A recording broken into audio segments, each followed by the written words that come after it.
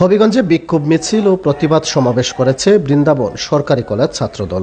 শনিবার দুপুরে কলেজ চত্বরে এই কর্মসূচি অনুষ্ঠিত হয়।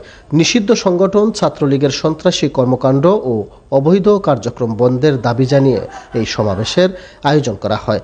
পাশাপাশি ফেসিবাদী দোসরদের বিচারের দাবিও তুলে ধরা হয়। বৃন্দাবন সরকারি কলেজ ছাত্রদলের সভাপতি প্রার্থী মুজাক্কির হোসেন ইমনের নেতৃত্বে এই কর্মসূচিতে ছাত্রদলের শতাধিক নেতাকর্মী অংশ নেন।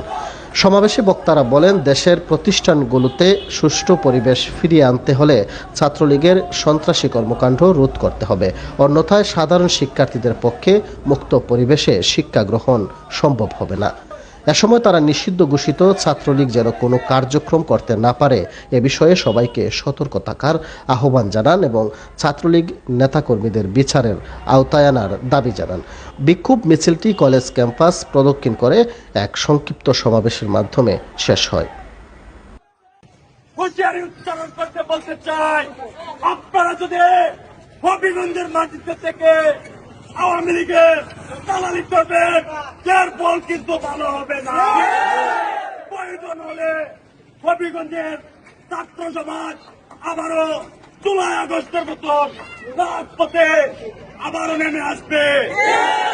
যে বন্দুক দিয়ে আবু জাহেরের দূষণ তহসিন সহ আওয়ামী লীগের নেতৃবৃন্দ আমার ভাই রিপন সিং, আমার ভাই মুস্তাককে গুলি করে হত্যা করেছে, আমরা দেখতে পাচ্ছি।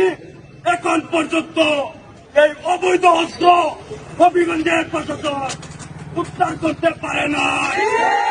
এই প্রশাসন আওয়ামী লীগের প্রশাসন গত সরকারের আমলে আমরা যখন রাজপথে কথা বলতে গেছি, আন্দোলন করতে গেছি, আমাদেরকে যত ধরনের দমন নিপীড়ন করার দরকার ছিল সেই আওয়ামী লীগের প্রশাসন করেছে। আমরা দর্জন কারেক মামলা নিয়ে আমাদের উপর দর্জন কারেক মামলা হয়েছে, কিন্তু আমরা আমাদের বাসা বাড়িতে তখন থাকতে পারি না। এই প্রশাসনকে কল দিলেও তারা ছাত্রলীগের নেতা কর্মীকে গ্রেপ্তার করতে অনাগ্রহ দেখায়। আমি এর তীব্র নিন্দা এবং প্রতিবাদ জানাই।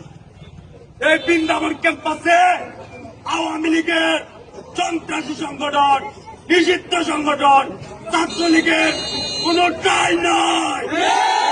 এই ক্যাম্পাসে যদি ছাত্রলীগের কোন নেতা কর্মীকে পান, সাথে সাথে আমাকে খবর দিবেন, আমি তাদেরকে প্রশাসনের